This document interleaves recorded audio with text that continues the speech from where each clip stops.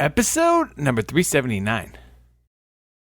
When I give you the correct strategies for hiring and firing and establishing your core values, that's going to add strength to all of those business development strategies that we'll work on. If I just take you straight to the business development and you don't work on you, Right. You're going to end up like repeating the cycle of chaos. Welcome to the Be Real Show with Travis 𝚙𝚘𝚠𝚠𝚠, where we talk about life, dreams, social media, and business.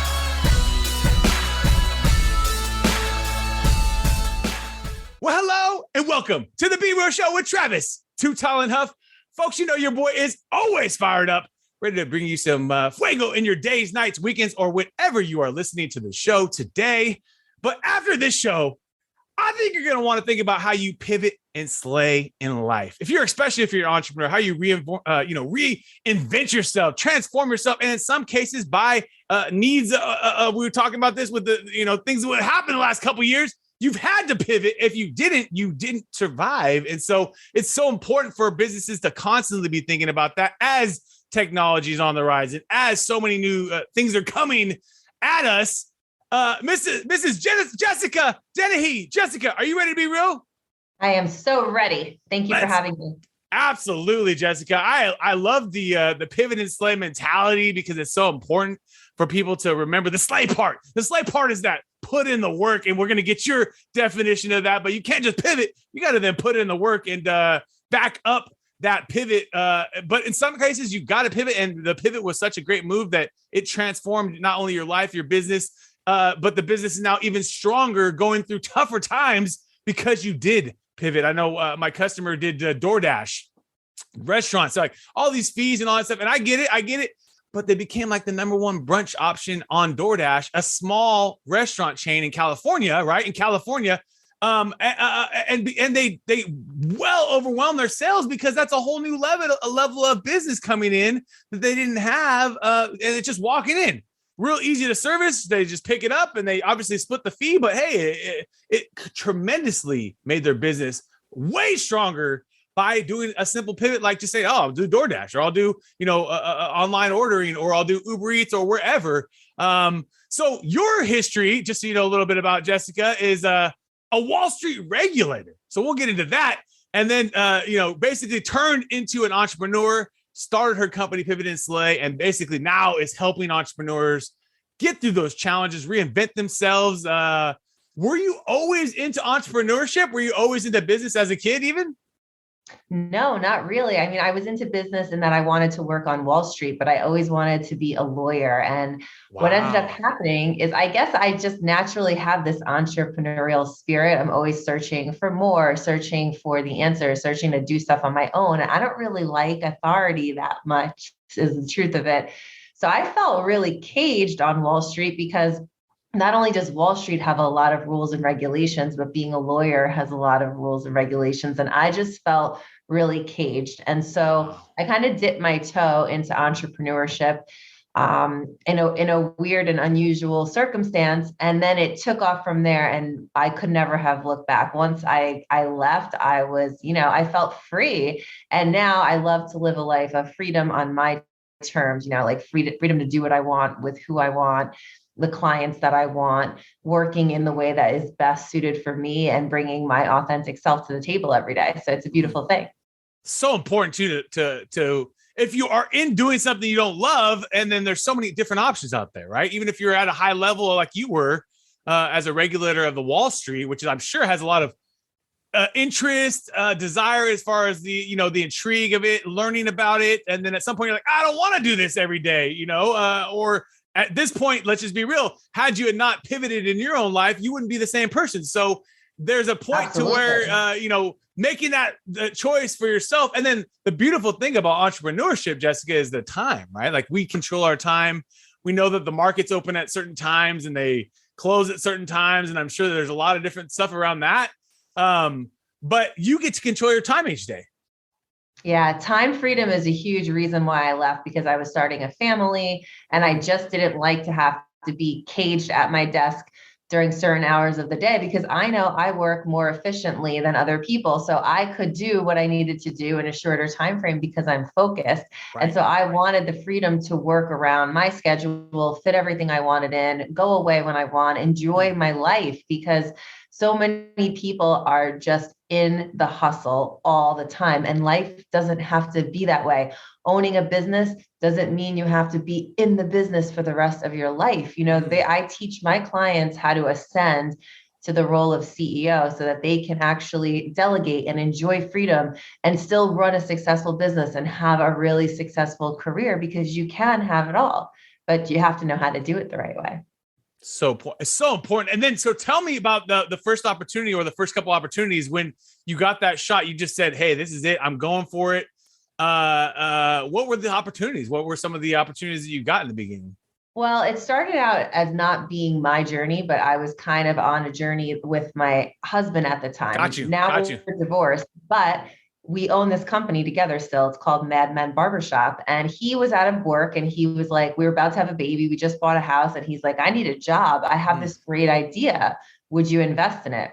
So I went in as an investor in the barbershop. It was like a high-end barbershop idea that he had. It wasn't 10 years ago. That wasn't a thing. Now it's more up and coming, but then it wasn't a thing. Right. So I'm like, oh, this is a great idea. So I kept working on Wall Street for 2 years while he built out the business, and I was just kind of funding it. Right. But in the meantime, I was going to the shop, helping him design it. I was learning about the business, and I started to really love it. And the business took off. And at one point, 2 years later, we looked at each other and we're like, we can make this huge if we both go all in. And at that point, I left my 9 to 5 and I went all in on the business, and we grew that business together. And that's when the bug just took over me. I mean, I just loved being an entrepreneur. It was so much risk, but it was so exciting. We bootstrapped all of the shops. We had 3. We sold one last year, but nice. We bootstrapped them all. We grew it. We went overseas. I mean, we did so much stuff. And then I thought to myself, man, I could teach other people how to do this, because now I live this amazing life where I get to be around my kids when I want. I get to work with clients that I like and not just have to take. And there's just so much freedom out there if you go and grab it. Right. So then that takes me into the type of clients that you enjoy working with or like to work with, because that's a big part, right? In the coaching game and the you want to make sure that you're not just wasting time with people that are going to just be, fluffing around. And then you also want to make sure that you're, in it with someone that's serious about it. They're not going to just be doing it with 1 month and then they're gone another month and things like that. I think that's a big part of it too, right? 100%. I need an action taker. I need someone who, not everybody is coachable. Right. It's someone who's very eager to grow and scale their business so that they could really become the CEO and stop working inside the business and work on the business, pushing forward the brand vision for the company instead of doing all of the things at the lowest layer. Because we find ourselves wearing so many hats as entrepreneurs. Right. The thing is, if you don't start to delegate those smaller tasks to more specialized individuals, you don't get to work on the larger vision that actually creates a company, right? So you could be a solopreneur and work alone at the business, wearing all the hats, doing all the things, and you will work your life away just like you did at your 9 to 5. Right. The way that you can ascend and become the visionary leader of your company is to properly delegate, which takes confidence. It takes risk-taking. It takes showing up as your authentic self. And so those are the people I love to work with the most, the ones who want that. They just don't know how to execute it. Got you. It makes total sense. And they need a coach basically to help them get through those tough times, get through those moments of where we can't think of the solution ourselves in many ways. Yeah. Right? I mean, an outside perspective is always really helpful, because when it's your baby and your business, sometimes it's hard to see through the muck. And like I said, you're wearing so many hats. So also, when you hire a coach who's done this all before, you get to collapse time. I built my business over the course of the last decade. It took me a couple of years before I figured all the stuff out. So you could go at it on your own and waste a couple of years with all the trial and error, or you can hire a coach like me and you can collapse time and slay your goals faster than you could on your own. So important. How often do you usually work with your clients? Is there a weekly time, or do you every client a little bit different? I kind of customize my program to the client's needs. I have group coaching that goes on because it's nice to have some peers. We do one-to-one individualized sessions with just me and the client. I have a dashboard for them where they get like customized learning opportunities outside of our calls. So there's always room to reach out to me or have someone, as a sounding board to, help you through whatever's going on that week. It's really customized to the person. Gotcha. And that's the beautiful thing about it, because not everybody works the same way. And I'm all about honoring yourself as an individual, right? Because I think part of it is we open a business and we try to do all the things that everybody tells us to do. And we don't take into account that we are unique and we bring our own like fun, shining light onto the brand, right? That's what gives the brand life. And if we don't honor ourselves the way that we specifically work, then we're fitting ourselves into someone else's brand. So to make your brand your own, you really have to honor who you are and work in a way that's best for you. And I wanted to give that to my clients. I want to give them the autonomy to fit within my program in a way that works the best for them.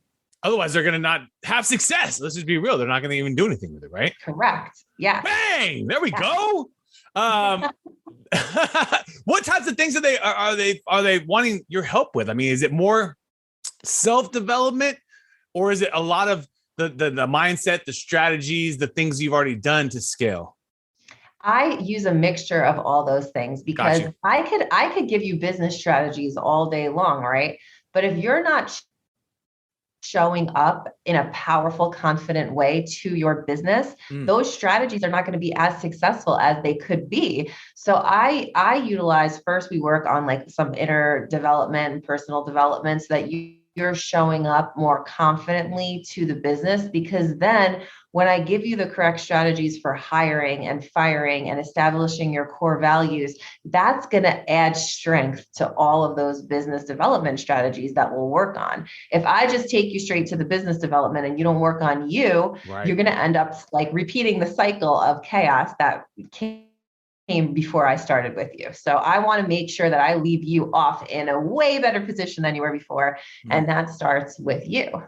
So important. So important. I love that. But now we're about to take you into our top 10. Are you ready? Okay. She's like, what? We didn't know. Let's go. I don't know what that is, but I'm ready. You're ready. Apple or Android? Apple. Apple. Netflix or YouTube? Netflix. Instagram or Facebook? Instagram. IG, give your Instagram a shout out too, so we can send more followers there. At the Jessica Dennehy. There we go. Chicken or steak if you're thinking about a good meal? Ooh, steak. Steak. Laptop or smartphone? Both. Oh, there we go. Hard to live without both these days. Spotify or Pandora? Spotify. Movies or video games? Video games? Yeah, video games. Movies. Reading books or listening to books? Reading. When you're thinking about diversifying your portfolio, stocks or real estate? Real estate. And if because we all deserve that. Entrepreneurs, we don't do enough for ourselves. Vacation time comes and we're leaving on vacation today. Oceans or lakes? Where are you going to go? Ocean. What ocean would you like to go to right now? You're out of here. Mediterranean. Yes. We just had a guest that said that recently too. I said, yep, that's the one. That's a beautiful ocean. I love Europe. I do. So beautiful. Hope eventually over time we'll be able to all travel a little more eventually over here. Seriously. And get back to what the new normal is, whatever that looks like. When you're waking up in your day, in your morning, and you're getting yourself pumped, energized, ready for the day, why do you love being you? Why do I love being me? I love being me because I enjoy just bringing fun to business. So many people are so serious. They take themselves so seriously. And when I show up as my fun, authentic self, it's almost disarming. Nobody knows what to do with that because they're like, wait, this is business. Yeah, I know business. Yeah, I'm smart, but I'm also fun. And that is okay. It's okay to be both. It breaks down barriers too, to have a little fun. Yeah. Breaks down barriers and, keeps people on their toes as well, to have a little fun. that's a real part of I think of a great coach, keeping people on your toes, keeping you the dynamic there. But then, like, just be real, we don't want to be sitting there just being bored out of our minds, listen to a chalkboard. You know what I mean? Like, that's no, you have to be tough, but in a compassionate way too, because everything I say comes from a place of understanding, because I've been exactly where my clients are before. So right. I know what they need to do, and I'm going to keep them accountable, but I'm also going to let them do it in their way and be true to who they are and make sure they have fun. Like, one of my weekly accountability questions is, how did you have fun this week? Because I want to make sure you're not just hustle, hustle, hustle. That hustle mentality needs to be axed. We need to be multidimensional people, so we're interesting. Otherwise, we're just robots. Just money, or whatever it is, X, Y, Z, and nothing outside of that art, creativity, and like you said, fun. Just things that make you, that don't necessarily equal dollars and cents. We just had a guest on. I said fly fishing. I love fly fishing. Very successful entrepreneur. Loves getting out there and fly fishing. He lives in Denver, Colorado. Easy to fly fish, maybe in that area. But that just shows you that's something that makes him fun, creative, different, and he has a skill that he's learning and perfecting as in this life. Outside of money, it's like you're getting so many opportunities to build your skills and so many things to learn that I just blows my mind when people don't do anything else. Like, how do you don't have any hobbies? How do you not have nothing you don't do? Nothing? You don't do anything else? You just go home and go to sleep and eat, and that's it? Wake up and go to work again, or what? Okay. Well, the thing is, if you're in business, right, you're selling something, whether that's yourself or a product, and people like to buy from people they know and like and trust. Right. And you build that trust by giving them a little bit of insight as to who you are as a person. So I'll put on my Instagram, the girls and I, we live near the beach. I have 2 daughters. Right. We're always at the boardwalk. I show myself skateboarding with them. Nice. I show myself being silly with them, doing yoga on the beach. Like, this is who I am. Right. And it gives some people a reason to come back for more. So they learn more about me and my business and what I have to offer the world. Right. It's a beautiful thing and it's simple to do. But if you're in the hustle, you're never going to have that opportunity to showcase who you are. Yeah. The most important thing is, like I started the Be Real show, is just be real. Don't think you have to be something that you're not. Don't think you have to make the perfect photo shoot and this and that. Just showing what you enjoy doing through stories and through so many different things that you can do now. It's so important. It just breaks through the barriers and people can get, real easily understand who you are and your motivations through that content. And there's no right post. As someone that's been running a social media agency for 12 years now, tons of different things, projects, clients, all stuff. We had viral posts, we've had non-viral posts and blah, blah, blah. There's just no right post. It's just about creating the post. It's about the activity. You can't have any attachment to the likes, because the thing is, if you're in business, you're on there to make money and get your message out. So just put your message out there. And if you get 5 likes, who cares? If you get 100 likes, who cares? I get lifestyle posts.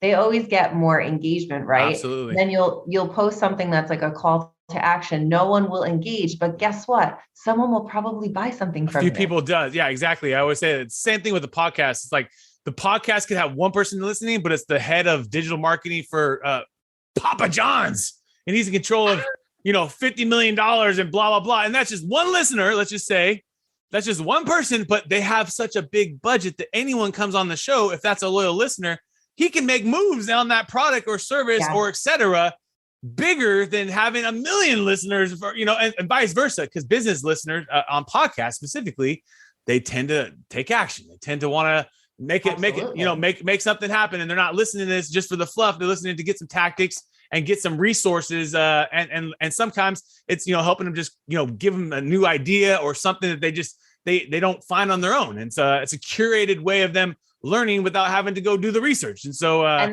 there's people watching you and listening to you that never engage with you ever, but they are there and you're impacting them and 100%. You don't even know it. It's the view. It's the view. It's the listen. Absolutely. It's true. It's one of the most important things I used to educate people about in the social media space is it's all about the impression.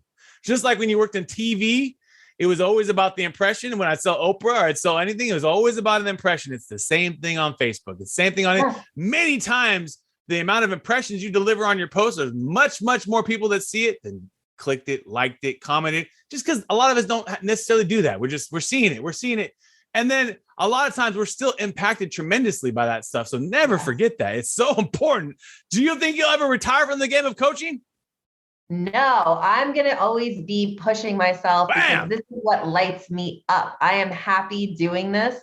And so I'm just going to keep pushing forward as long as they'll have me. There you go. Do you have a routine on starting your day? Do you have a routine to get your day going? Oh my God, this is probably the most important thing I do. Yes. Every day I wake up, I go straight into cardio. I work out. Then I do my yoga, meditation, and gratitude every single day. That's and a then I perfect have routine. my coffee. That's a perfect routine. How long does that usually take you? It goes probably about 90 minutes total. But it's more important that to focus on that kind of stuff, but then to rush into the clients and fires and all the things we got to do as entrepreneurs. No, I don't even touch my phone till that's over because that's my me time. That sets my foundation for the whole entire day. I am my best self after that. If I don't do that, you're not getting the best of me, and I'm never going to give you anything less than the best. Well, bam, let's go. Is there a skill you're trying to master right now or get better at? I mean, I'm always trying to master something. Yeah, I'm trying to get into real estate. Actually, that is my next thing that I'm learning about. So I hooked up with a friend that I met through this mastermind I'm a part of, and he is coaching me on how to get my first real estate venture going. Nice. What aspect of the business are you going to want to do? Do you I'm thinking flipping? There's like Airbnb now. There's so many different things you can do. I'm going to try to get on the Airbnb action before it's too late. And then I don't know what will happen after that. We'll see. I think that's the beginning. Airbnb it's incredible. My friends that are in the business said that you can get 2 to 3 times the revenue that you would get off a normal tenant. So, and then sometimes it could be much higher that based on the location, based on et cetera. Obviously, location is probably key, right? Like if you're in a destination of travel or things like that. One of the gentlemen I was listening to, because I had him on the show in the sports card business, but he's also an investor in Airbnbs and all these different real estate things down in San Diego, which is not a cheap place to live. If you've ever been down there, not cheap down there. It's like $1 million for anything. He said, hey, don't go out buy $1 million place. Go buy a nice cabin somewhere. It made sense. I like go buy a cabin somewhere because cabins get a lot of traffic. People going skiing, hiking, laking, summertime, wintertime travel. People trying to book just to have a family gathering. And but he was explaining the price. He can get like 3 cabins for like one little shack, if you want to call it. Yeah. And it's not too far away from him to manage it all. So it made sense. I was like, that actually makes a lot of sense. Focus on more of the travel destinations instead of like a location in San Diego, which is it's cost you a pretty penny even for a little shack out there. Same in New York. Yeah. 100%. Right. Oh my God. I can only imagine. Yeah, exactly. Do you have a favorite app or a tool that you enjoy using on your business or just in life? And my favorite app for my business, well, I use Kajabi. That's a platform that I use for business a lot. It's really user friendly for anyone out there who's scared to like do website development or create like landing pages and stuff. It's a really great app for that. And so I have a lot of my business stuff on there. Nice. Kajabi. That is an incredible tool. That tool has evolved and gotten better and better with the years. Yeah. If you could sit down and chop it up with a steak dinner with anyone, who would you want to sit down with? Ooh, a steak dinner. Oh my God. There's so many people. William Shakespeare, first of all, if I could bring him back from the dead. Let's go. I'm a huge nerd, a literary nerd. That would be cool. Wow. Talk about someone that their words have transformed and lived on for so many generations and many generations. Oh, there goes down the keyboard. He said, hey, that's a sign of the new modern era. He said, you got to write this stuff out and it will live generations, my brother. All of his topics are still valuable lessons today. And that's just such a crazy thing to have accomplished. So. Right. As a storyteller, as essentially content marketer, at the highest level, it's so different now. But the greatest storytellers today are content marketers, right? Like a lot of them they're content marketing. They're constantly telling their story. They're constantly telling their client story. These TikTokers, and there's all different types of ways to tell stories, but people do it now. And it's just incredible because some of these stories will never live the amount of time as someone like that really wrote this thoughtful, creative story. And I'm always curious, who's writing these today? Who's the Shakespeare of today? Manuel. Oh yeah, absolutely. I love him too. Absolutely. That's probably one of them. Paulo Coelho, The Alchemist, Yeah, I think that's the Four Agreements is one of the greatest books out there. So good. One of the greatest books people can read. I got them on my fridge and constantly have to remind myself of those, especially be impeccable with your word. Be impeccable with your word. That is a tough one at all times. The funniest part about the Four Agreements is that they're each so simple, but simple doesn't mean easy. Right? It's like, hey, I got the best diet plan in the world for you guys. Chicken and broccoli for the rest of your life. Let's go. And water. But to do that consistently for the rest of your life, it's going to be very hard. Right. And it's the same idea as many of these principles, that to show up and to do these things are very hard, but that's part of life. And that's part of the joy of it. Is there a book that has changed your life? Something that you either reread or you just can stick to your soul? There's so many good books out there. One of my favorites is by my friend, Thomas Keenan. It's called Unfuck Your Business. Ooh, tell us about that one. That's an interesting topic and the interesting title. Any business owner should own this book. It's about finding your core values inside of your business and then living and breathing them throughout the life of the business. It really makes your entire business structure cohesive. It brings a part of you into the brand, which is amazing. And it just kind of, it just makes everything come together in a big, beautiful bow. So anyone out there who owns a business should read that for sure. And does he have an audiobook as well? He does. Bam! Let's go onto the Audible list. And of course, my book, Pivot and Slay. Pivot and Slay. About that one. Talk about that. Talk about the book. How was the process of writing that? I loved it. I always wanted to write a book growing up. So this was like a dream come true for me. And I just kind of let it flow out of me. It's really Pivot and Slay is about my story, how I've been pivoting my whole life and making purposeful turns to overcome all the hurdles that life has thrown my way, and how I continue to slay despite all of the hurdles. And I give you actionable items and actionable ways to do the same thing in your life. And it became a #1 bestseller on Amazon the day it was launched, which is pretty amazing feeling. Bam! Let's go. Recorded the audio book a month ago, so that'll be coming out soon too. So very exciting. Was that fun, the process of recording it? Was it time cumbersome? How did that take? You know what the funniest part about it was? It's not that it took long, but I just launched that book on May 4th of this past year. So not too long ago.